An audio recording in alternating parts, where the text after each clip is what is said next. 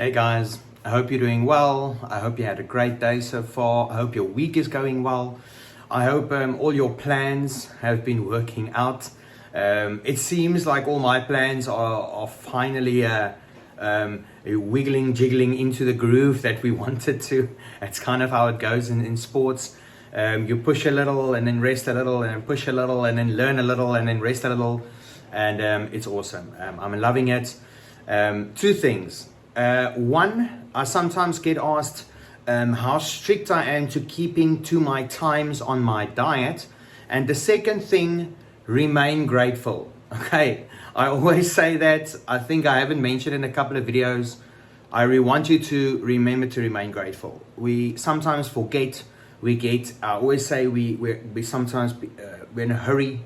We forget that there is a process to be followed, and your development is a part of that process. The person you going into this thing is not the same person coming out the other side. You need to realize that. Anyway, so remain grateful and be grateful for that you have the opportunity to improve and better yourself. That's why I always think the golden line is not about just winning gold. It's about refining better every day. You know, that's how you build a very big wall. That's how you build a palace. It's brick for brick, and make sure that the foundations are what it should be. You know.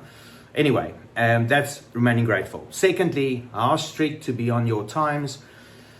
The more strict you are, the more you will feel the impact of your diet.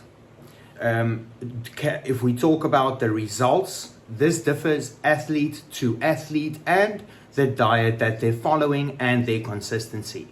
Very difficult to say 10 athletes, this diet, this time frame, these results, even if you're working with different things to try to apples with apples, because people don't follow diets. It's hard, it's difficult, they don't eat the right times.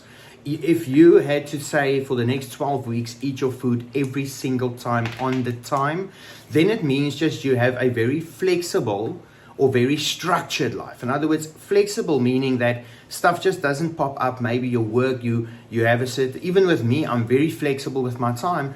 I still have a lot of flexible time, and still, when I get into my work, sometimes I would be late with my meal, sometimes half an hour, sometimes an hour. Sometimes I eat it 15 or 20 minutes early, because I'm going into a meeting. So these types of things, at the end of the day, I'm still getting, I believe, and I've seen this from, let's say, those 10, even if they're not following their diets or being as strict as they can. If they are as close as what they can, if you have to eat at 1 and you're trying to doing it between 12 and 2, that's kind of a safe measure to be in.